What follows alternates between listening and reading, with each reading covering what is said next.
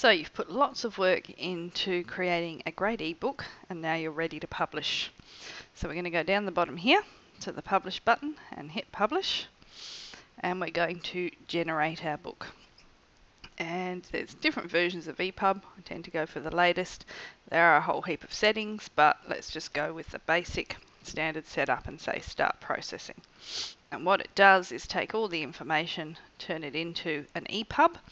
EPUB is an open standard for ebooks, and it's completed, and then we can actually go in and preview and have a look at our book.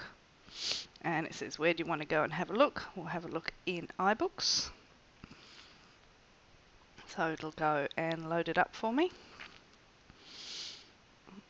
And this is handy. I mean, this is something I end up doing 2 or 3 times, because it's sometimes not until you actually see it completed that you realize, oh, I need to tweak this bit, or I need to tweak that bit to make it how I want it to be. So I can have a look, and yep, there's my book, and I can flip through and see all of my pages. So, you know, once I'm happy with that, let's go back to Creative Book Builder. Okay, and close. Now, my book's ready to go. I'm happy with the way it looks. I need a way to take it off the iPad. There's a couple of different things I can do. I can email it.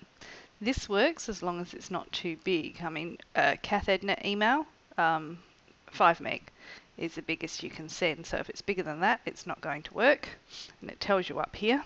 I've got a video in it, so it's already taken it over that. My preferred way to get this off the iPad as a teacher is to upload it to Dropbox. And the reason I do that is because once it's a file on Dropbox, I can copy a link to it and easily share that link with students, or even turn that link into QR code, which makes it easy for students to get a copy of the book.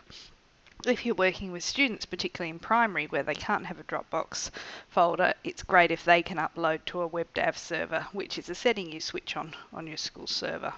So they tend to be the 2 choices I use.